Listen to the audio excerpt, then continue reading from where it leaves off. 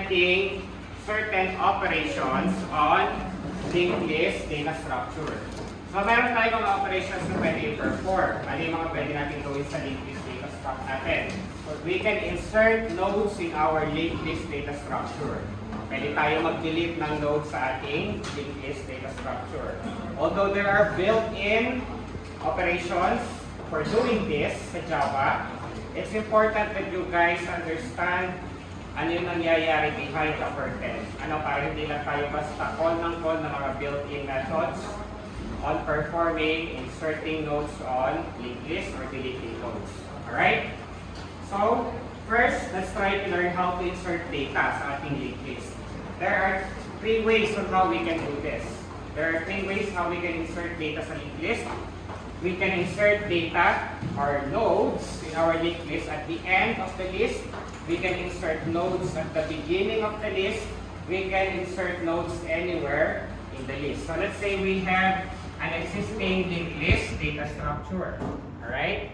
Again, kalat-kalat sila sa memory. Alright? Let's say this list, this node is linked to this node is linked to this node is linked at this node, and this link is linked at this node. Alright? Pwede tayo mag-insert ng node at the end of the list. Doing so, we need to identify sino yung last node. Alright? We need to know sino yung tail. So once we identify that, pwede tayo mag-insert ng node at the list, at the end. Alright? Pwede rin tayo mag-insert ng node at the beginning of the linked list. Alright? So pwede tayo mag-insert at the start. We can insert nodes anywhere in the list. Alright? We just need to identify anong number ng node, or in this case, anong index ng node. Again, note this, ang nodes, ang linked list, wala siyang index. Alright? Sino may index? Mga arrays. Alright? For the sake of convenience, we're going to be using the term index to identify the current node. Alright? Pero again, walang index ang nodes sa linked list. Alright? Or kung para hindi kayo malito, palitan natin ang term. Instead of using index, we can use the term node number. Alright? So dapat alam natin anong number yung node. So ilan ang nodes natin dito? Alright? Kung mag-start tayo, let's say mag-start tayo sa 0. Alright? This is node number 0, node number 1, node number 2, node number 3, node number 4, node number 5, and node number 6. Let's say gusto ko mag-insert ng new node at this number or at this position, node number 3. So in order for us to do that, alright, we need to traverse the node starting from the head, alright, until we reach the node that is until we reach the node that is previous to the identified number of node. Kung ito yung kung dito natin gusto isuksok or insert yung ating new node, dito pa lang sa node prior titigil na tayo sa traversion. The reason behind is because we need to perform a reassignment of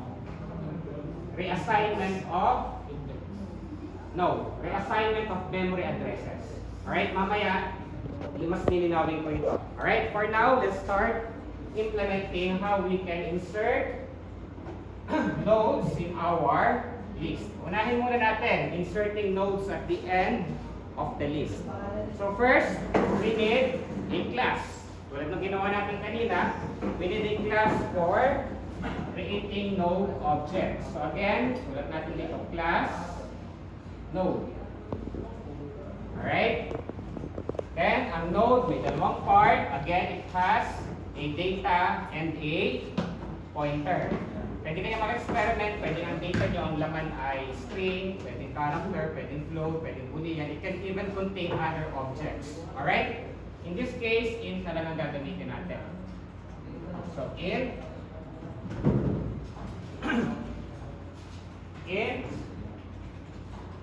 alright, data. Again, data, ito, wala pa siyang value, null. Then next part is yung ating pointer reference variable. So type node. Then next. Again, anong value na next natin at the moment? It's null. Alright? Next, kailangan natin, hindi tayo gagawa ng constructor, alright? Since we are going to be creating methods that would take in input and insert that data on the object node that we're going to insert in our list. Alright? So, gawa tayo ng class. Let's call this as public. Bakit guys hindi ito naka-public itong node? Kasi sa isang file lang natin siya sinusulat, no? But if we create this class on a separate class file, kailangan lagyan natin ito for us to be able to access it. Alright? So public class. Let's call this class as link list. Alright?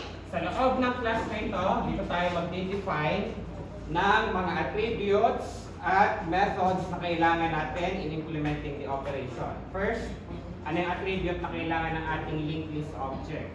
Ano ba ang structure ng linked list? Number one, it has a head. Right? So we need to define here the head reference variable.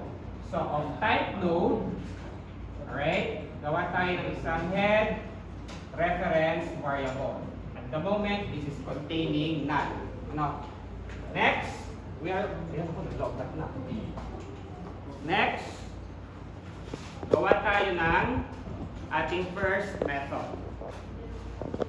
Alright? So ano yung first method na gagawin natin? A method that allows us to insert nodes at the end of our linked list. Okay? So in here, let's create a method. So public. Alright? Then, hindi na natin lalagyan ng static since it's already inside of the same of the class. Alright? Public. Let's give this a type of void since wala naman siyang i-return na data. Then let's call this as insert at last or at end. Alright? Again, bakit ko siya tinawag na insert at end? Mag-insert tayo ng node at the end of the linked list. Okay? Then this method would need to take in an input. Ano yung input na take in niya? Pag nag-create tayo ng node, we need to be able to assign that node a data. Alright? So kailangan natin dito ng isang parameter. Let's call this as in data. Alright? Every time we call this method, we need to pass in a data argument that would be stored in our node object's data field. Alright? So sa loob ng ating method na ito, the first thing that we need to do is to create a node object. Alright? So let's call this as node. So let's declare a node reference variable. Let's call that reference variable as new node. Alright? New node. Dapat descriptive tayo sa ating mga variable name para alam natin yung ginagawa nila. So node, new name, new node. Then we need to assign this with memory. So new as ko lang kasi maraming code ang gagawin natin. A node, then reference variable of new node. Then we need to assign or we need to allocate memory for the object that we're going to create. So new, tatawagin natin yung ating node constructor. Alright? Yan. So, we can now insert nodes in our linked list. Pag tinawag natin ito, nag-pass tayo ng data. Ang unang gagawin, mag-create ng object sa memory. A node object in memory. Alright? Ang next na gagawin, once an object, a node that's been created, we need to assign the value we pass in this method in that object's data field. So, para magawa yun, alright, we just simply need to refer to this node object's data using our new node reference variable. Alright, so new node. Again, ang reference variable sa natin ginagamit to store the memory address of the object. Number 2, to refer to the object's properties and methods. Okay? So para ma-access natin si data at malagyan natin ng value, i-refer natin siya gamit sa reference variable new node dot data. Alright? So this data, nagpo-point siya dito. At bibigyan natin siya ng value. Sinong value ang i-assign natin sa kanya?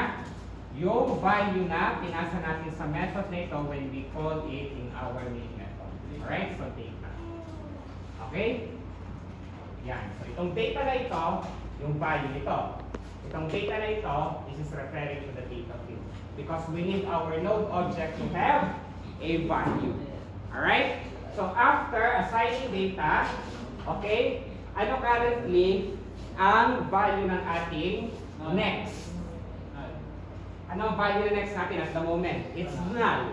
Right? So in here, although hindi naman necessary na isulat ang statement na ito, but for the sake of tracking, ano yung nangyayari sa method natin, you can write it. Although hindi siya necessary, magpe-perform pa rin itong ating method na ito without writing this.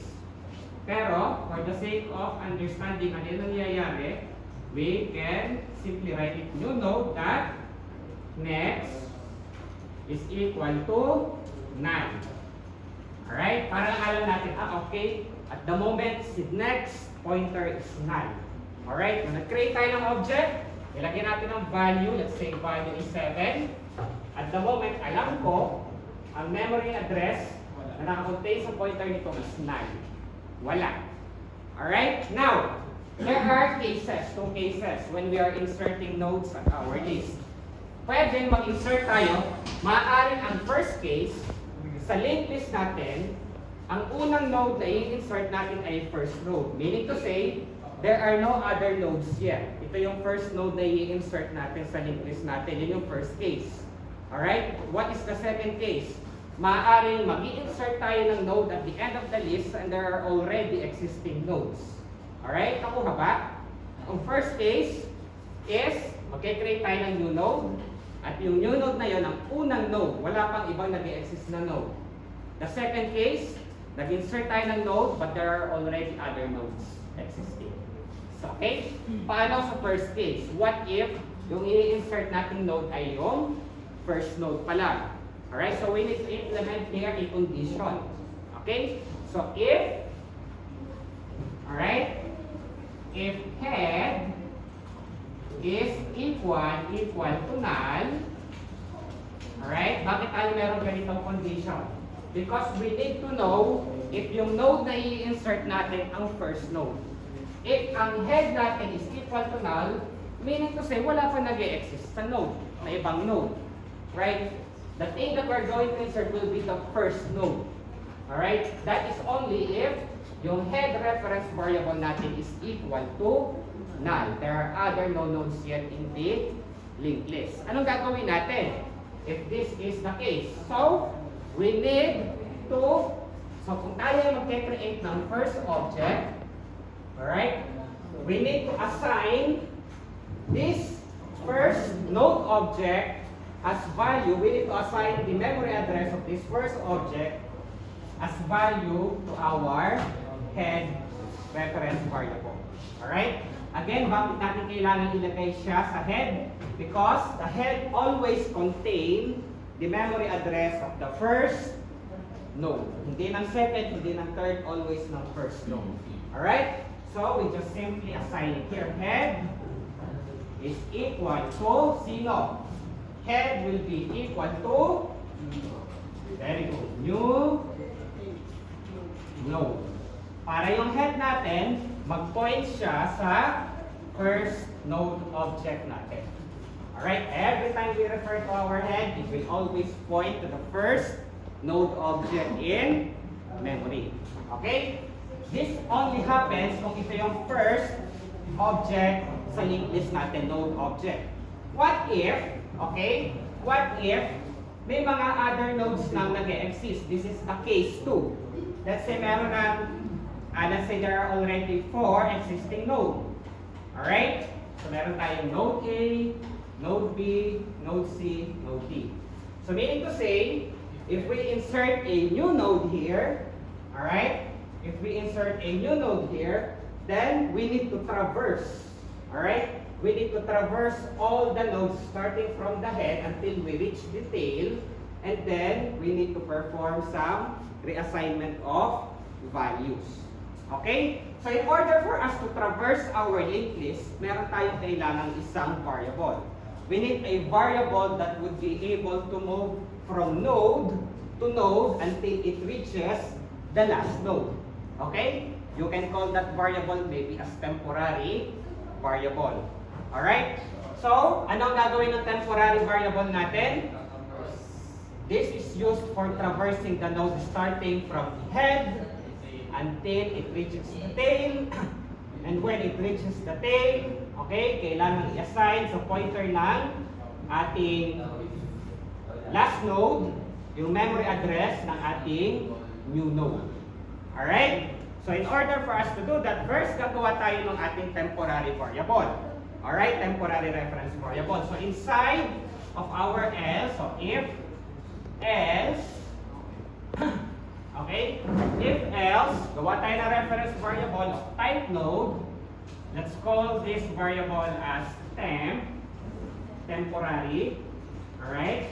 Bakit temporary? Okay, hindi naman kasi talaga importante si temp sa structure ng linked list. We only use it for moving from one node to the next node.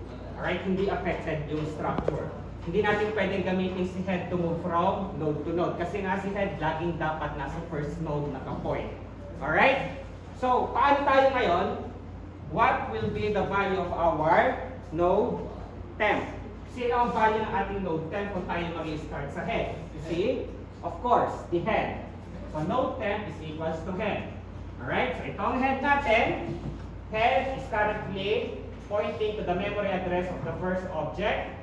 Kung ang ating temp, in-assign natin dito is si head, then our temp is also pointing at the first node object.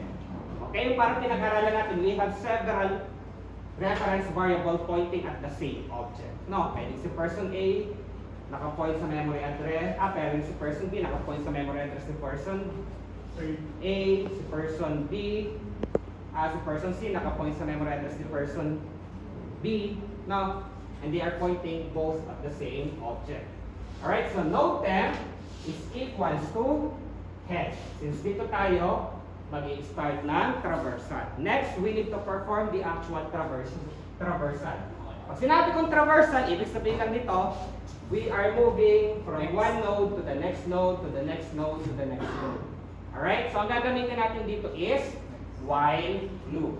Because in all actuality, we do not really know how many nodes are there in a linked list. Alright, so here, while temp dot next is not equal to null. Alright? So while temp dot next is not equal to null, we need to perform the actual moving. So paano mag-move itong si temp? Kailangan i-update natin ang value ng ating temp reference variable. Paano natin gagawin yun? So inside of our while, every time this condition is returning true, we are updating our temp reference variable. So temp is equals to temp dot next. Okay? Temp is equals to temp dot next. Then we close our while loop. So ganito yung ating ginagawa. So try natin. Tingnan na mangyayari. Okay? Let's see what happens when we are traversing. Tinawag natin to. Let's say meron tayong existing link, no? Ang value nito, let's say, is 7. Ang value nito is, let's say, is 3. Ang value nito, let's say, is 1. Ang value nito, let's say, is 5. Let's say, ang memory address ng ating first node ay 201. Memory address ng second node is 202. 203 for the third node. 204 for the last node. Of course, the head, anong value niya? Nagpo-point siya sa first node. So this is, ang kanyang value is 201, not 7. No, because this is a reference variable pointing to the memory address. Okay? Tapos ito naman si temp, anong value niya? Si head, which is also pointing at the first node in the linked list. Itong ating first node, sino ang value ng kanyang pointer? Si memory address ng second object. ating B. No? So this, ang pointer nito is 202. Sino ang value ng ating 103. C? Mali yata. Second. C, mali pa rin yung ito. Ito. No? So ang value nito ay 203. Ang value ng pointer ng C ay 204. 204 ito. 204. Okay? So tinawag natin itong method. Let's say, no, tinawag natin is insert and nagpasa tayo, let's say, ng value na 10. Alright? So ibig sabihin, gagawin ng ating method na itong kanyang dapat gawin, which is first, to create an object. So, ito daw yung ating object. Alright? Next, alright, i-assign yung pinasa nating argument, okay, sa data field ng ating node object na in-insert, which is 10. Alright? So, ang value nito ay 10. Let's say, ang memory address nito ay 205. Okay? Let's say, ang memory address nito ay 205. Now, ano sunod na mangyayari? Okay? You know that next is equals to none. Of course, kahit hindi natin isulat ito, for the sake na alam lang natin yung nangyayari. Every time we insert a new node in our linked list, whether in the beginning, anywhere in the list, at the end, laging ang kanyang that next at the moment is none. Ano? Every time we create a new object. Pero kahit hindi nyo na isulat to, basta lang, kaya ko lang siya sinulat is for you to trace. No, yun ang nangyayari sa algorithm. Next, magkakaroon tayo ng determination.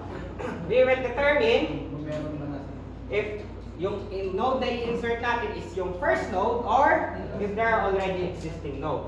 Malalaman natin kung first node if the head is equal to null. In this case, is the head equal to null? No. No, false. So, it would skip here and would execute the else instead. Alright, so anong gagawin sa else? Node temp, mag-create tayo ng isang reference variable temp, and we are going to assign the value of head, which is pointing at the memory address of the first node in our linked list. That is why our temp is also pointing here. Alright? Then, magkakaroon tayo ng actual traversal. While temp, we are here, while temp, ito pala, dot next, sino yung dot next ng temp? See? Ito. Bakit ito ang dot next? Kasi si temp na ay nagpo-point sa ating object na ito. And this object has this next data, attribute. Alright?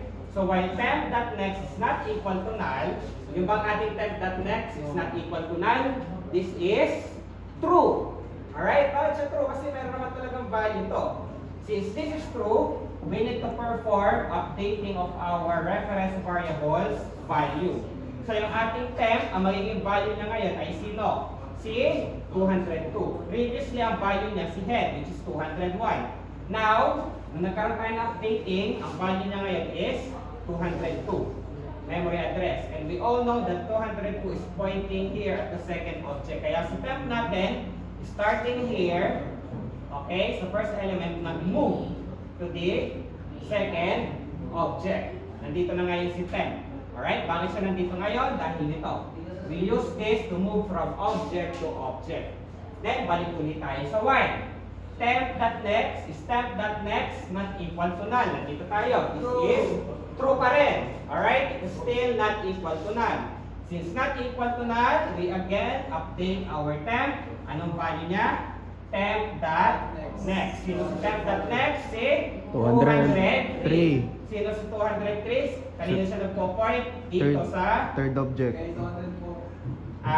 dito sa ating third object. Kaya yung temp natin, nag-jump na naman from another node. So nandito na si temp. Alright? Nandito na tayo. Then balik ulit tayo dito. While temp.next is not equal to null. Is this true or false? True. True pa rin. Okay? May value pa rin yung next pointer nitong ating third node, which is 204. So, mangyayari, update ulit yung value ng ating temp reference variable. Temp is now equal to temp.next. Sino yung temp.next? 204. Sino si 204? Yung ating Fourth node. ating fourth node object in the linked list. Then, balik ulit tayo dito. Alright, balik ulit tayo dito. So, while temp.next, nandito na tayo. Alright, is temp.next not equal to null. This is false. False. Wala nang laman. Ito na yung last tail. Alright, ito na yung last element. Hindi nga pala Okay? So, last element na tayo, not null na tayo. Not null. This is, null na pala. This is now going to return False. false. Alright, exit na tayo sa ating traversion. Ang gagawin natin sunod ngayon is, i-assign natin, alright, i-assign natin sa last node sa linked list, yung memory address ng ating new node. Alright? So at the moment, sa natapos si temp.next dito. Kaya just outside the while loop, ilagay natin dito temp.next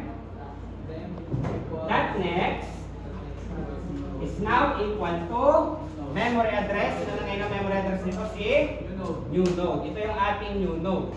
Now, so, pag in-assign natin dito si new node,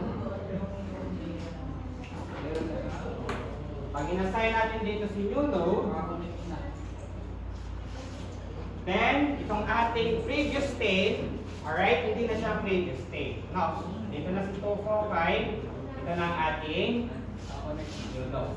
Alright, na-connect na. Tapos ang ating new node, of course, siya ay, ang pointer niya is null, kaya siya ngayon ang state. Alright? So hopefully, you were able to follow. Alright? So close natin ang ating else. Okay. So close natin ang ating function. So this is the first insertion operation that we can perform. Inserting at the end of the list. There are also another way of inserting.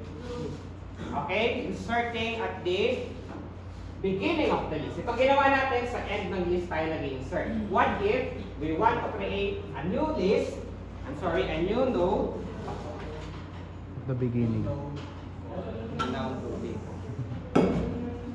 Let's say we want to insert a new node. Alright? At the beginning. Actually, very simple. Mas madali ito compared to inserting elements of the last node. Because we will only need to perform few reassignments. Alright? So, ang unang gagawin is, tulad na ginawa natin sa method na ito, kung tayo mag-insert at the start. Alright? So, purahin muna natin itong sige, gawa tayo ng bago. Malay na. Kasi meron na tayong mga nodes here. Kasi meron tayong 3 or 4 na node. Call this as A, B, C, or 3 na lang. They are linked together. At the moment, ito ang head natin. Head is containing the memory address of the first node. Let's say 201, ang memory address nito. 202. Ito naman ay 203, ang memory address. Alright? Let's say, since 202 ito, so ang value nito is 202. Ang value nito is 203. And of course, ang value nito is none. Alright? So first, so tayo yung mag-insert ng node at the beginning. Tulad na ginawa natin dito, mag-create tayo ng new node. So let's say na-create tayo ng new node object. Alright? Next, i-assign natin sa data field ng node na ito yung data. Tulad din na ginawa natin dito. Ano? Then, new node that next is equals to null. Again, every time you create a new node and insert it, laging null muna ang value ng pointer nito. Kasi hindi pa tayo nagpa-perform ng assigning. Okay? So now, okay, this is the crucial part. Okay? Itong ating new node, let's call this as new node. Alright? Sino ang kanya magiging value ng pointer niya? Sino magiging value ng pointer niya? Sino? Si head. Very good. Si head. Kasi si head currently is pointing at the first node. So ang value nito is head. Alright? Ang value nito is head. Kaya lang may problema tayo, guys. Anong problem natin? Si head, kanino siya naka-point? Sa second object. Hindi naman ito ang ating first object. We want to move our head and we want to we want our head to actually point at the first node that we have in the first node object, which we had just previously inserted. Okay, so yun ang kailangan natin gawin, guys. And for us to be able to do that, alright, sasabihin lang natin, i-update lang natin yung value ng ating head. Si head ngayon, head will now be equal to the new node. Okay? Madali lang ang ginawa natin. Nag-create tayo ng object. Ang inassign natin value sa kanyang pointer si head. Para si head ay mag-point sa first, i-update natin ang value ng head. Magre-refer siya sa memory address ng new node. Okay? So in order for us to do that, implement natin siya. Okay? Mas madali ito kasi wala tayong traversal na ginagawa kasi sa start tayo ng linked list agad na i-insert. Alright? So we write here a new method.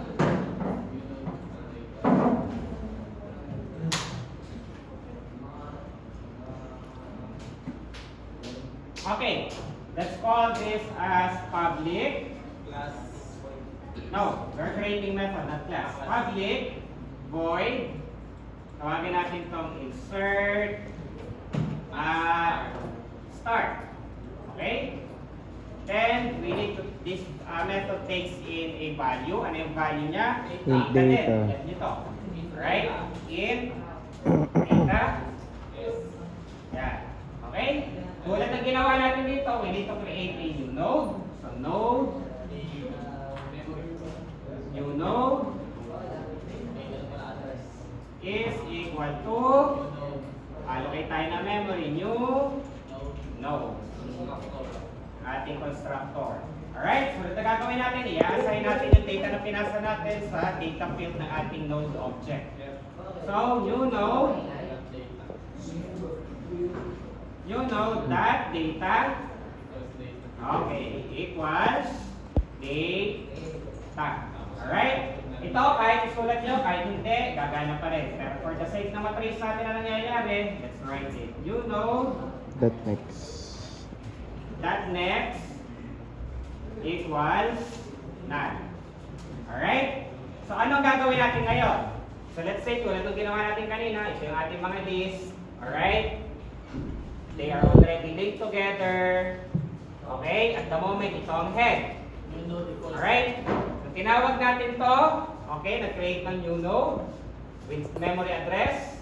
Ipo-point natin yung pointer nitong ating newly created node sa ating head. Para mag-point din siya dito. Para mag-link itong ating new node dito sa previous node. At this next node. Alright? So tama yung sinabi mo. New node that next. So ito. Okay, we need to refer to the pointer. New node that next is equal to head. Okay? So ito ngayon, nagpo-point dito. Nakalink na siya dito, sa node na ito. Alright, ng ating inassign si head as value for this new node's pointer variable. Kaya lang, si head, kanina pa rin siya nakapoint. Dito pa rin. Alright? So kailangan si head ma-update ang value. Kailangan dito na siya mag-point. Alright? So we need to say that head is now equal to new node. So head is now equal to new node. Para ma-update yung value ng head, as si head will actually point at the first. Head will now actually point at the first node in linked list. So dito na si head. No. Dito na siya nagpo-point. Hindi na dito. Alright, again, the head should always point at the first node. Okay? Mas simple lang to, di ba? So this is how we insert new node at the beginning of the list. Okay? So let's talk about inserting nodes at the anywhere in the list. Okay? So let's say meron tayong list dito and we have nodes. Alright?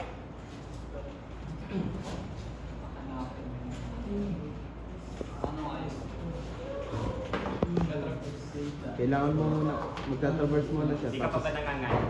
Okay lang siya. Okay lang. Kailangan So let's niya, say meron tayong node dito. Alright? Kailangan niya Meron na i-move. tayong mga existing nodes. kailangan Alright? mo. Let's say apat. Okay, they are linked together. Okay, kunwari meron silang index. Now, although again, ang mga nodes wala silang index, they have memory addresses. Ginagamit lang natin si index for the sake of convenience para lang ma-identify natin yung kung pang-ilan silang node. Ano? Para hindi kayo malito, kung mas hindi kayo malilito, pwedeng tawagin natin ito as node number. Alright, let's say this is our node number 1 or 0, node number 1, node number 2, node number 3. or pwede naman mag-start tayo sa 1 kung mas gusto nyo. 1, 2, this is our third node, this is our fourth node. Okay? Let's say gusto ko mag-insert ng node at the index at the node number 3. Alright? So dapat, alam na, we need to try, dito tayo mag-insert ng node. Ano? Sa position ito. Alright? So mag-create tayo ng new node. Alright? Sunod natin gagawin. Alright?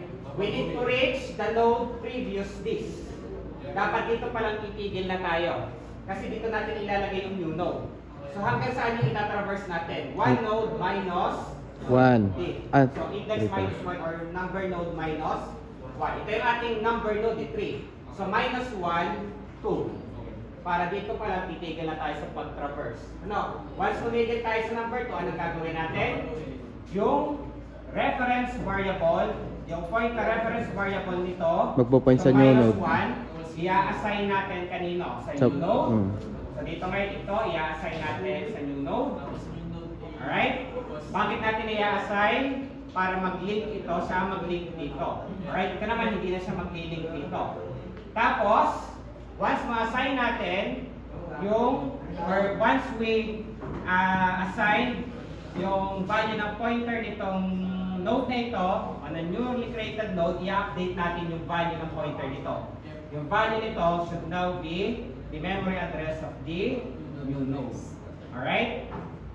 So, ganun lang yung step. No, actually, mas madali yung step ng inserting ng nodes sa linked list compared sa inserting elements at sa array. Kasi sa array, mas madaming step. Hindi ko na ituro sa inyo. Right? Ewan ko, baka sa sunod na lang, baka may ituro ko pa. No?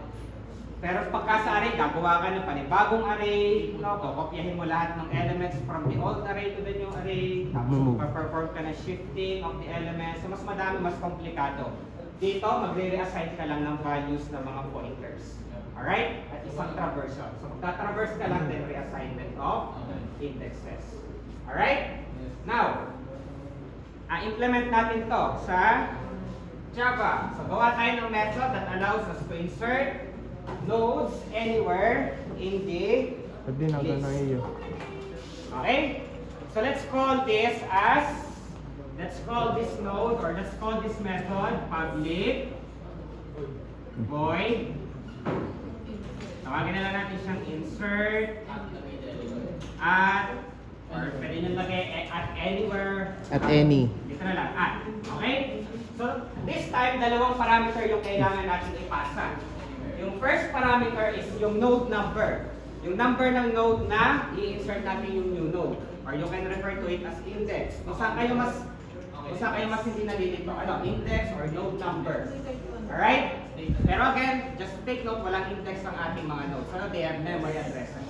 So, in here, let's call this as node. Ano ba mas maganda? Node position, node number position, and position. Or maganda pa tawagin position. Number position. Lagay natin number position ng post. Alright? Then, second parameter is yung actual data. Alright? So, in Data. Alright? So, dalawang parameter na kailangan natin para sa method na ito. So, tulad ng ginawa natin sa first at saka sa second method, we need to create an object. Alright? So, let's say meron tayo, again, just to diagram it, meron tayong this Alright? Nandito yung ating mga nodes. Okay? Yung mga nodes natin. Let's say ang first node, ang value niya is 7. Second node, ang value niya is 3. Third node, ang value niya is 1. Fourth node, ang value niya is 5. Last node, ang value niya, let's say, ay 2. Alright? Let's call this as node A. Let's refer to this as node A. This is B. Node C. D. And E. Okay? And let's say ang ating first node, it has a memory address of 201. Second node, memory address of 202. Third node is 203. Fourth node is 204. And last node, let's say ang memory address niya is 205. Alright? And of course, we have here a head, which is pointing at the memory address of the first node. And our first node, nakapoint siya sa second node. Kaya ang kanyang pointer is 200 to this node B is pointing at third node, 203. Our next node, C, this is 204 para mag-link siya sa ating fourth node. At ang ating second to the last node is 205. Alright? Of course, this is null. Yeah. Null or none or yeah, whatever you want to call it. Alright? So let's say I want to insert a new node. First, ang una natin gagawin, when we call this method, nagpasa tayo ng number, position, and data. Alright? We need to create an object. So node, new node. So kumbaga nire-reuse lang natin yung ating previous node, previous code. No? New node is equals to new node. Alright? Next, i-assign natin yung value sa new node. New node, that data, wala ng parenthesis, that data is equals to data. Alright? Then, for the sake of tracing, ano nangyayari? Lagyan na rin natin dito, new node, that next is equals to null. Alright? So, ang una natin gagawin guys is we need to traverse the link starting from the head until we reach the node number -1 or the index -1 kung saan kayo mas komportable tawagin ito. So, let's say gusto ko, mag-insert ako ng data. Let's say, tinawag ko itong method na ito. Tinawag ko siya, insert at nagpasa ako dito ng node number. Let's say ito is node number 0. This is 1, 2, 3, and 4. Ang pinasa ko dito, let's say is 3. 3 is pointing at the fourth object, fourth node. Right? Next, papasa ko let's say ng value na 20. Alright? So, ang mangyayari diyan, okay? First, we need to perform traversal. Okay? So, paano tayo magta-traverse? How will we traverse? So, ganito muna, bago tayo mag-traverse. Again, may dalawa tayong cases dito. No? Ulan ng case dito sa ating insert at end. Maaring, paano kaya guys kung ganito ang pinasa natin? Insert at position 0, 20 ang value. Saan ito may insert? Sa start. Alright? So pwede rin tayo mag-insert at the start. Pwede rin tayo mag-insert at the end kung alam natin yung last. No, if we know specifically ano yung last number ng node. Pero pagka sa start tayo, madali lang. Alright? So if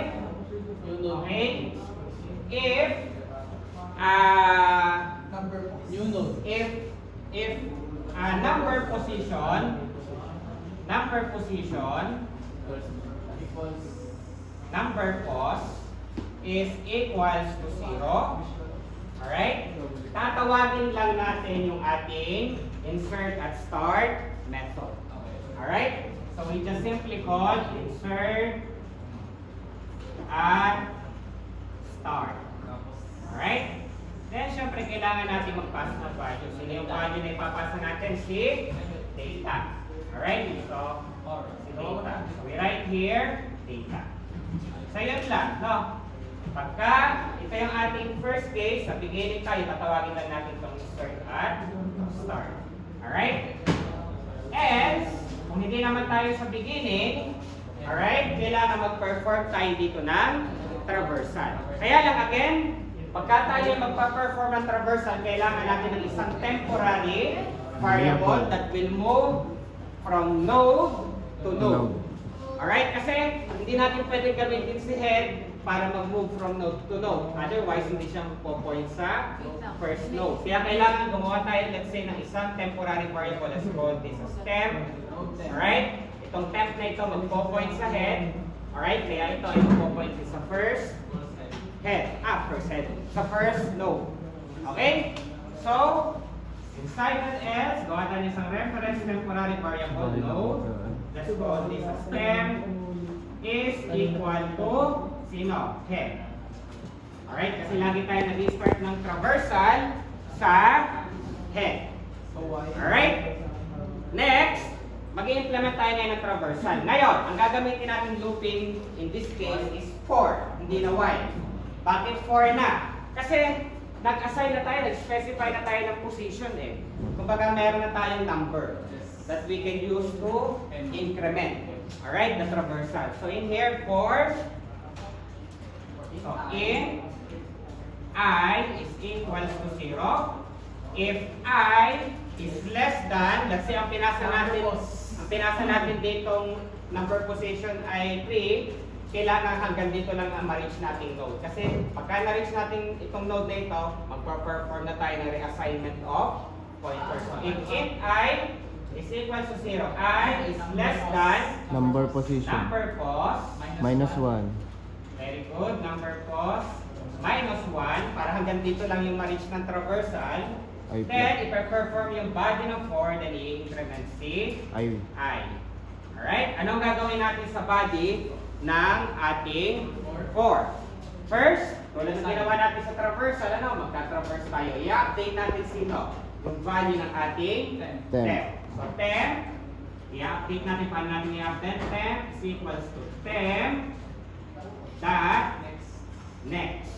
Alright? Para mag-move siya from node to node. So, ginagamit lang natin si temp dot next to move from node to node. Parang point siya sa memory address ng next node. Tapos mag-i-if Alright? ulit. Next. Mag-i-if. Ito lang naman yung kailangan ng statement to traverse from node to node. Next, after ma-reach ito, alright? Since ito yung magpo-false, once ma-reach ito, magkakaroon tayo ng reassignment ng values Wala na ng po. ating pointers ng mga nodes natin. Alright? So ang ating new node, let's say, dito tayo mag-insert ng ating new node. Ano mangyayari? Ito yung ating new node. New node. Alright? Let's say ang value ng new node na ito ay 20. Alright? So tingnan natin ang mangyayari. First, let's say, tinawag natin itong method na ito. Mag-create ng object. Okay? Then, binigyan natin ng value using this statement, 20 daw. Let's call this as new node. Tapos let's say ito ay may memory address na 300. Alright? Okay? Next, anong gagawin? Check lang kung may value next. Of course, automatically wala siyang value. If number position is equal to 0, let's say na tinawag natin to is, tinawag natin itong node na ito, insert. At ang pinasa nating number position ay 3. Alright? Value is 20. Okay? So, first, okay, anong gagawin? Mag-create tayo ng temporary reference variable na nakapoint sa head. Since nakapoint siya sa head, si temp nakapoint din sa ating first node. Alright? Then, magkakaroon tayo ng traversal. Is int I is equals to 0. Is int I less than number pos minus 1. Sino si number pos? 3 minus 1 is 2. So this is true.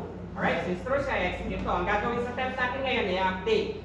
Temp is now equals to temp.next. Sino si temp.next? Si 202. Alright, hindi siya si 202, hindi siya yung dating head ha. Ito ay nagpo-point sa next node. Sino ang dating head? Si 201. Ito, ang reference, ang memory address nito 201. Since si temp ay nag-point sa 202, it's also now pointing to the second node. Alright? Nag-move na siya dito. Alright? So si temp ay nandito na. In-update natin. Alright? Then balik ulit tayo dito. Okay, in-increment si I. Ano na ang value ng I? I is now equal to 1. Is I less than number position minus 1? Is 1 less than 2? True. Since true siya, i-update ulit si temp. Ano, nandito si temp ngayon naka-point. Nandito si temp sa object na ito naka-point. Temp is now equal to temp dot next. Sino si temp dot next? Ito, si 203. Sino si 203? Itong ating third node. Ano? Kaya nag-jump ulit itong ating temp na ito here. So, nandito na si temp. Alright? So, since nandito na si temp, okay, balik ulit tayo sa 4. May increment si I. Ang value ng I? Si 2. Is I less than number post dot minus 1? Number post minus 1 is 2. Is 2 less than 2? No. False. Exit na tayo dito. Na-reach na natin itong node na ito. This node that is minus 1 to our number position. Alright? Hanggang dito lang yung dapat nating ma-reach. Ano? Kung dito tayo mag-i-insert ng new node. Kung dito tayo mag-i-insert ng new node, hanggang dito lang dapat yung ma-reach natin. Alright? Anong gagawin natin ngayon dito? Magpo-perform tayo ng reassignment of pointer values. Okay? So, paano natin gagawin yon? Yung ating new node, that next, ilalagay natin value dito is yung pointer value ng previous node. Ito, 204. So, dapat si 204 nandito. Alright? At the moment, yung ating temporary naka-point dito. Okay? Kaya, just outside our node, lalagay natin dito, new node, that next is equal to temp. Alright? New node that next is equal to temp. Para yung next nito, mali. New node that next is equals to temp that next. Yung next ng temp ang kailangan refer natin. So, kumbaga kulang lang. New node that next is equals to temp that next. Ano ba ang value ng temp that next natin? 204. Wrong. So yung ating new node, dapat na maging value niya yung 204 din. Ito yun. In-assign natin yung 204 sa next ng new node. So si 204 nandito.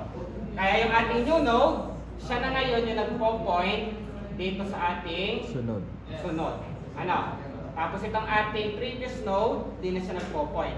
Kanino dapat magpo-point to? So ito sa ating new node. So in order for us to do that, para mag-point siya dito, ilalagay lang natin, very good, temp that next Equals to new node that temp that next is equals to New node. New node. Alright? New node. Then, of course, tapos na yung ating reassignment of value. Close na natin ang ating else, and close na natin ang ating method. Alright? So, lastly, may time pa tayo. No? I-implement natin yung pag-display ng values. Alright? So, tulad din naman ng ginawa natin kanina. Displaying no values. Sa ano na to, sa G drive. So, madali lang. Display ng node values. Kasi